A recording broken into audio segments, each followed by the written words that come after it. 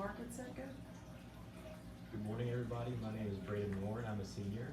And today I'll be giving you my presentation and research on Huntington's disease.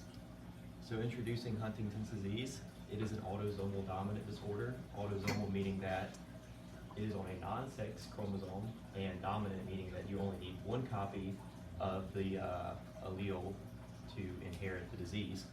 If one parent has one copy for the disease, you will have a 50% chance to inherit it. If both parents have a copy for the disease, you'll have a 75% chance to inherit Huntington's disease or HD. As you can see here, the father only has one copy. It shows up in 2 of the 4 boxes, that being 50%. If the mother had one, it would show up 3 of the 4 boxes, that being 75%. Heterozygous versus homozygous. So what I said prior to this, that would be for heterozygous cases only. Homozygous cases, if either parent is homozygous for that, there's a 100% chance that the child will inherit HD. But luckily that is not the case. Most of the time that is very rare. So this whole presentation will be considering heterozygous cases. The signal transduction pathway is the pathway where cells receive external signals and they amplify and change these signals via reception, transduction, and response for the new signal to act upon. As you can see here, the signal molecule, aka the ligand, bonds to the reception protein. It enters the cell, and through the signal transduction pathway, or transduction, the signal is changed and amplified for the cell to act upon the new signal. How does this relate to Huntington's disease? So, for Huntington's disease or HD to be a cell communication disease, something has to go wrong in the signal transduction pathway.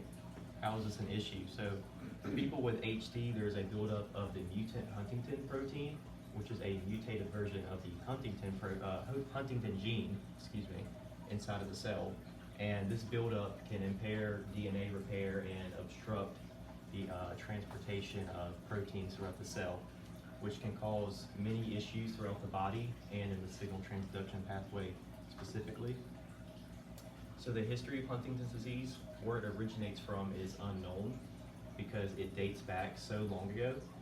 The original cases were also never documented because it was so long ago. The disease was most likely mistaken for other diseases at the time, or maybe even witchcraft, depending on how long ago it was.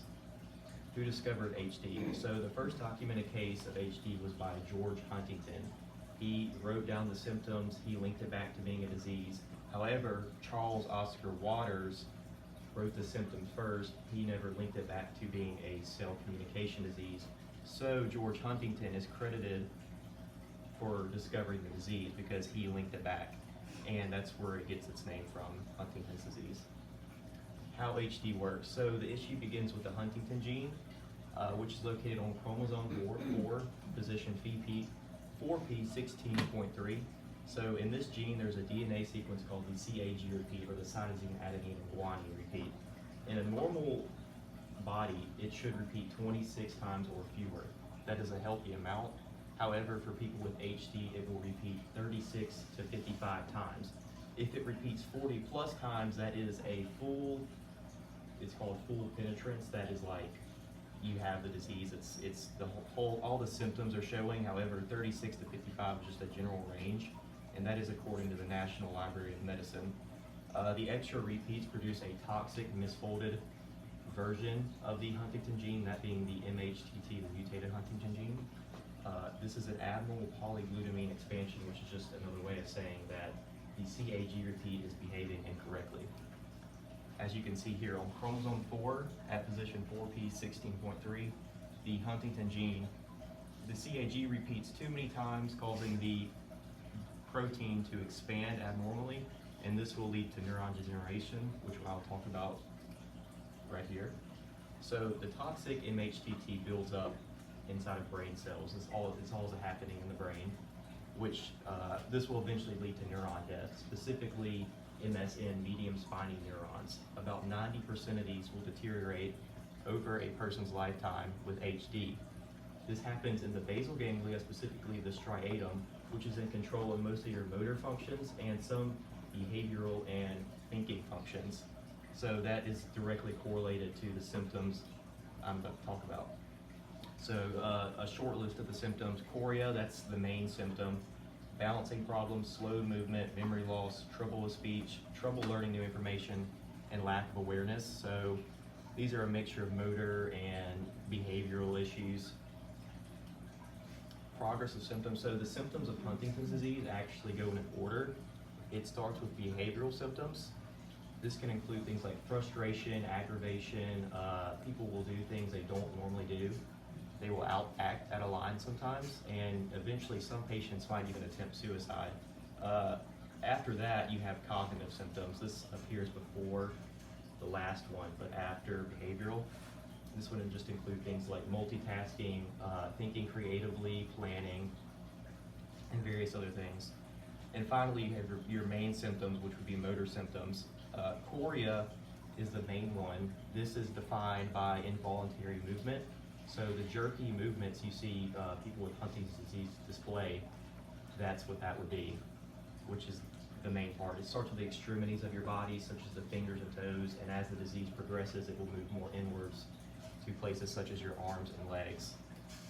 How is the brain affected? So as the neurons begin to deteriorate inside the brain, the flesh around it will also deteriorate, and this will leave cavities inside of your lateral ventricles. The brain realizes something is wrong here, so it will try to fill these cavities with cerebrospinal fluid, causing these hollow cavities to swell and appear enlarged. As you can see here, in a normal brain, the lateral ventricles are much smaller. With a person with HD, they are more hollow and swollen. Teachers, excuse this interruption. The following students need to report to D Hall for state testing. Asher Bradley, Hayden Snow, Jazaria Carter, Dakota Farmer, Anna Gibbons, Jacqueline Harris, Edwin Johns, and Tanasia Lang. Thank you.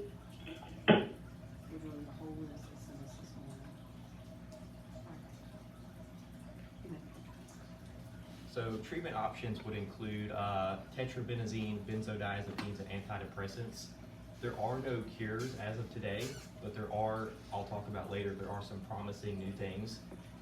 These would just slow and lessen the symptoms. This would help with chorea, depression, anxiety, and muscle stiffness. There's many others, but these are just some of the main ones. So developments being made, as I said, there's new developments being made. Gene therapy is the main one. It has had major breakthroughs recently where through a brain infusion, microRNA is implanted into the brain, and that will specifically target the MHTT, the mutated Huntington protein, which is what causes Huntington's disease. It will eliminate this, target it, and lower the MHTT levels in the brain. It is not considered a cure yet because it is unreliable. There is a new gene therapy breakthrough recently. This is relatively new. It's called the AMT-130 gene therapy option, and it works by targeting specifically the MHTT like the other one. However, this one has showed more promising results, with it being about 59% positive. That seems low, but is still at early trial phases. So we'll probably see more of that eventually. There are no other forms of Huntington's disease. However, there's an adult and juvenile variant. The juvenile variant is much rarer, with it only being in 5 to 10% of cases, so this presentation covered just the adult variant. Interesting fact, so Huntington's disease can become worse through each generation. The CAG repeat is so volatile that it will actually lengthen from parent to child through the generations, making the symptoms worse. Chorea means dance in Greek. It gets that due to its involuntary and jerky movements. Huntington's disease is rare. It only appears in about 3 to 5 out of 100,000 people. However, people of the Caucasian descent specifically experience that more, with it being in about 10 to 14 out of every 100,000. The awareness color for Huntington's disease is blue, and the awareness month is May.